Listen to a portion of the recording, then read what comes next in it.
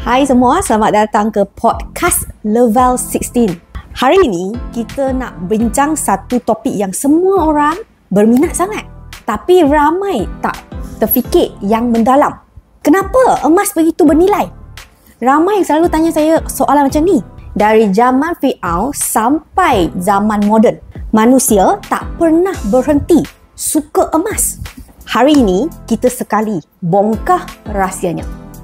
Okey Ji, ramai orang selalu cakap emas ni lambang untuk orang kaya. Tapi kenapa mesti emas? Kenapa bukan perak, tembaga, silver? Okey, ini soalan yang sangat-sangat menarik jugalah. So, maksud saya masuk bidang emas sampai sekarang pun selalu ramai yang tanya saya soalan macam ni. Kalau kita tengok sejarah, hampir semua tamudu besar menghargai emas. Contohnya, orang Mesir Purba percaya emas adalah air mata matahari. Di China, emas dijadikan asas mata wang. Di Eropah pula, raja-raja dan gereja gunakan emas sebagai simbol kuasa dan kepercayaan. Maksudnya, emas bukan sekadar harta lah, tapi dia ada makna budaya dan spiritual, betul? Betul! Betul!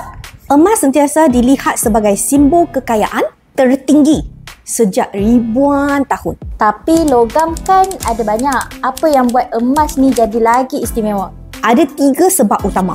Pertama, emas sangat jarang ditemui. Kedua, dia tak berkarat dan dia susah dirosakkan. Jadi, kekal selama-lamanya. Ketiga pula, ia senang dibentuk. Korang tahu ke, 1 gram emas boleh ditarik sepanjang 2 kilometer. Ditambah pula warnanya yang cantik, kuning-kuning macam tu, shining-shining macam tu kan. Patutlah semua orang suka. Oh, patutlah emas ni digelar logam yang sangat sempurna. Ya. Hari ni orang still beli emas untuk kahwin, buat pelaburan atau simpanan. Adakah ini sebenarnya soal rasa selamat untuk emas? Betul. Sama ada cincin kahwin, pingat emas untuk sukan Olimpik atau simpanan bank pusat. Semuanya berasaskan satu perkara, kepercayaan. Bila ekonomi goncang atau pasaran saham jatuh, orang akan cari emas sebagai perlindungan nilai. Macam tahun 2008 lah kan, masa krisis kewangan, harga emas naik mendadak kan? Ya, betul. Itu bukti bila orang rasa tak selamat, tak pasti, emas jadi pilihan. Tapi sekarang kita dah ada saham, kripto, hartanah. Masih relevan ke emas hari ni?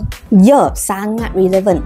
Bank pusat di seluruh bank masih menyimpan beribu tan untuk kukuhkan mata wang. Pelaburan pula anggap emas sebagai aset selamat. Selagi manusia nak rasa lebih selamat, emas takkan hilang nilainya. Okey, jadi hari ni kita faham dah lah yang emas tu bernilai bukan sahaja kerana jarang ditemui atau indah di pandangan, tapi sebab dia tu lambang kepercayaan manusia sejak ribuan tahun dulu lagi. So, dalam episod seterusnya, kita akan bongkar pula hubungan emas dengan mata wang. Bagaimana emas pernah jadi asas kepada sistem kewangan dunia. Itu kisah yang sangat-sangat menarik. Sebab tanpa emas, sejarah kewangan moden mungkin berbeza sama sekali. Terima kasih kerana mendengar. Jangan lupa subscribe podcast ini dan kita jumpa lagi di episod seterusnya. Bye-bye. Ya.